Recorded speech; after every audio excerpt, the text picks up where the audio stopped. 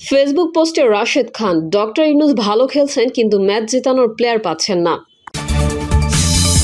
শুধু নির্বাচন করার জন্য আমরা দায়িত্ব নিইনি, বলছেন রিজওয়ানা হাসান। জানাবো ভারতীয় কোম্পানির সঙ্গে চুক্তি বাতিল করলো বাংলাদেশ। এবং সর্বশেষ জানাবো প্রধান উপদেষ্টা পদত্যাগ করবেন না, পরে বিশেষ সহকারী জানালেন স্ট্যাটাসটি ব্যক্তিগত। এতক্ষণ শুনছিলেন সংবাদ শিরোনাম, এবার বিস্তারিত।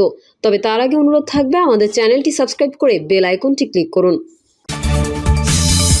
ফেসবুক পোস্টে রাশেদ খান, ডক্টর ইউনূস ভালো খেলছেন কিন্তু ম্যাচ জেতানোর প্লেয়ার পাচ্ছেন না। গণ অধিকার পরিষদের সাধারণ সম্পাদক রাশেদ খান বলেছেন, এক ডক্টর মোহাম্মদ ইউনূসের পারফরমেন্স আন্তর্জাতিক ইমেজ দিয়ে সবকিছু পরিবর্তন হবে না। ভালো টিম না পেলে ম্যান অব দ্য ম্যাচ হওয়া যায় কিন্তু ম্যাচ জেতা যায় না। ডক্টর মোহাম্মদ ইউনূস স্যারের এই দুর্ভাগ্য যে তিনি নিজে ভালো খেলছেন কিন্তু ম্যাচ জেতানোর প্লেয়ার পাচ্ছেন না। এই কারণেও গত 10 মাসে কোনো সংস্কার হয়নি। তিনি লেখেন, মূল ঝামেলা বেঁধেছে মানবিক করিডোর ও চট্টগ্রাম বন্দর নিয়ে। এই দুটো বিদেশিদের দেওয়ার জন্য একমত হয়ে যান উপদেষ্টা পরিষদ বাকবাকুম করতে থাকবে। প্রধান উপদেষ্টার পদত্যাগের গুঞ্জন ছড়িয়ে বিদেশ নির্ভর এসব উপদেষ্টারা নিজেদের প্রভুদের দেওয়া ওয়াদা রক্ষা করতে চায়। মূলত এভাবেই ইমোশনাল ব্ল্যাকমেল করা হচ্ছে। দেশের সিকিউরিটি থ্রেট তাদের কাছে মুখ্য বিষয় নয়, এনজিও চালিয়ে পয়সাপাতি কামানো তাদের কাছে মুখ্য বিষয়। তিনি আরও লেখেন, 10 মাসেও সরকার যদি কোনো সংস্কার করতে না পারে সেই ব্যর্থতা কার?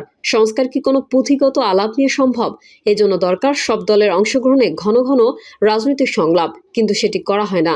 এখন পর্যন্ত দলগুলোকে নিয়ে এক টেবিলে বসে মন খুলে কোনো আলোচনার উদ্যোগ নেওয়া হয়নি। নামে মাত্র ইস্যুভিত্তিক 2টা সংলাপ ডেকেছে, 3টা, প্রতিটা দলের একজন করে 2-3 মিনিট কথা বলার সুযোগ পেয়েছে। সেটাও আবার সংস্কারের জন্য সংলাপ নয়। 10 মাসেও যদি রাজনৈতিক দলগুলোকে এক টেবিলে বসিয়ে সময় নিয়ে আলোচনার উদ্যোগ তারা না নেয়, ঐকমত্য কি আপনা আপনি হয়ে যাবে? সবকিছু আবেগ দিয়ে হয় না, বাস্তবায়নের জন্য যোগ্য লোকের প্রয়োজন হয়। গণ অধিকার পরিষদের সাধারণ সম্পাদক রাশেদ খান বলেন, ডক্টর মোহাম্মদ ইউনূস স্যারের সবচেয়ে বড় দুর্বলতা তার সঙ্গে যোগ্য লোককে তিনি নেননি। ছাত্রদের পরামর্শে একদল অনভিজ্ঞ বিতর্কিত দিয়ে তিনি উপদেষ্টা পরিষদ গঠনে সম্মতি দিয়েছেন। আর এজন্যই সবচেয়ে বড় সমস্যাটা হচ্ছে যে 10 মাসেও উপদেষ্টাদের কাজের সফলতা, রাষ্ট্র সংস্কারের যথাযথ পদক্ষেপ গ্রহণ, গণহত্যার বিচারের তৎপরতা পরিলক্ষিত হচ্ছে না। তিনি আরও লেখেন, এক ডক্টর মোহাম্মদ ইউনূসের পারফরমেন্স আন্তর্জাতিক ইমেজ দিয়ে সবকিছু পরিবর্তন হবে না। ভালো টিম না পেলে ম্যান অব দ্য ম্যাচ হওয়া যায় কিন্তু ম্যাচ জেতা যায় না। ডক্টর মোহাম্মদ ইউনূস স্যারের এই দুর্ভাগ্য যে তিনি নিজে ভালো খেলতেছেন কিন্তু ম্যাচ জেতানোর প্লেয়ার পাচ্ছেন না। এই কারণেও 10 মাসে কোনো সংস্কার হয়নি। শুধু নির্বাচন করার জন্য আমরা দায়িত্ব নিইনি, বলছেন রিজওয়ানা হাসান। পরিবেশ উপদেষ্টা সৈয়দ রিজওয়ানা হাসান বলেছেন, আগামী জাতীয় সংসদ নির্বাচন 2025 সালের ডিসেম্বর থেকে 2026 সালের জুনের মধ্যে অনুষ্ঠিত হবে। এই সময়সীমার বাইরে যাওয়ার সুযোগ নেই। রিজওয়ানা হাসান বলেন, প্রধান উপদেষ্টা ইতোমধ্যে পরিষ্কারভাবে জানিয়েছেন যে আগামী জাতীয় সংসদ নির্বাচন ডিসেম্বর থেকে জুনের মধ্যে অনুষ্ঠিত হবে। তিনি বলেন, আমি প্রথম থেকেই বলে এসেছি যে উনি একটা সময় দিয়েছেন, ডিসেম্বর থেকে জুনের মধ্যে নির্বাচন হবে। তার একদিনও এদিকে সেদিকে হওয়ার কোনো সুযোগ আমাদের পক্ষ থেকে নেই। কাজেই এগুলো নিয়ে অন্য ধরনের কোনো কথা বলারও কোনো সুযোগ হওয়া উচিত নয়। ডক্টর ইউনূসের পদত্যাগ নিয়ে প্রতিক্রিয়ায় রিজওয়ানা হাসান বলেন, এখন কিছু কিছু গুরুদায়িত্ব আছে, সেগুলো পালনের সঙ্গেও তো মাসের একটা সম্পর্ক থাকতে পারে। যদি কোনো কিছু বলার থাকে, আমি নির্বাচনের প্রশ্নও বলেছি, দায়িত্ব পালনের প্রশ্নও বলেছি, ওটা আপনারা ওনার কাছ থেকেই শুনবেন। চাপের প্রসঙ্গে রিজওয়ানা হাসান বলেন, ধরুন প্রত্যাশার একটা চাপ হচ্ছে যে আমরা পারফর্ম করতে পারছি কিনা। আমাদের বিবেচনায় ওটাই একমাত্র চাপ, এর বাইরে আর কোনো চাপ নেই। তিনি আরো বলেন, আপনি এখন এক জায়গা থেকে আরেক জায়গায় মিটিংয়ে যাবেন, সচিবালয় থেকে যমুনা যেতে পারবেন না, রাস্তা বন্ধ। কেন রাস্তা বন্ধ? এরকম অনেক সমস্যা আছে যেগুলো আলাপ আলোচনার মাধ্যমে সমাধান করা যায়। চাপ হচ্ছে আমাদের নিজেদের পারফরমেন্সের, আমরা পারফর্ম করতে পারছি কি পারছি না। সৈয়দ রিজওয়ানা হাসান বলেন, আমরা যদি আমাদের দায়িত্ব পালন করতে পারি তাহলে আমাদের দায়িত্ব থাকাটা প্রাসঙ্গিক। আমরা যদি না পারি, আমাদের যার যার নিজস্ব কাজ আছে সেখানে ফিরে যাব। দায়িত্ব পালন করতে না পারলে দায়িত্বে থাকাটা আর প্রাসঙ্গিক থাকলো কিনা।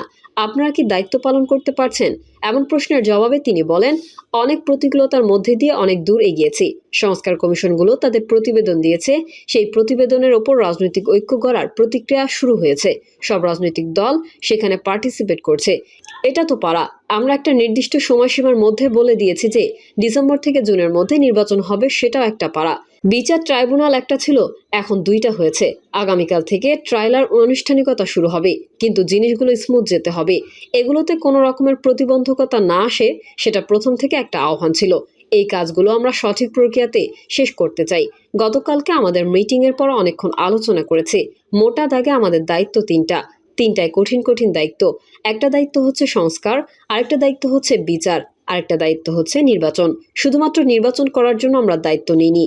তিনি বলেন, আমরা দায়িত্ব নেওয়ার পর থেকে যার যত দাবি আছে সবগুলো নিয়ে রাস্তায় বসে যাচ্ছে। রাস্তা আটকে দিচ্ছে, একটা ঢাকা শহর অচল করে দিচ্ছে। সেই অচল অবস্থা নিরসনে আমরা কিছু করতে পারছি কিনা। আমরা আগেও বলেছি, আমরা ক্ষমতা নিয়ে দায়িত্বে আছি। এই দায়িত্ব পালন করা তখনই আমাদের জন্য সম্ভব হবে যখন আমরা সবার সহযোগিতা পাবো। প্রত্যাশার বিষয়টা এক, আর দায়িত্ব পালন করার বিষয়টা আরেক। আমরা চিন্তা করেছি আসলে দায়িত্ব পালন করতে পারছে কিনা। ভারতীয় কোম্পানির সঙ্গে চুক্তি বাতিল করল বাংলাদেশ। ভারতের পশ্চিমবঙ্গ ভিত্তিক একটি প্রতিরক্ষা কোম্পানির সঙ্গে 2,10,00,000 মার্কিন ডলারের চুক্তি বাতিল করেছে বাংলাদেশ।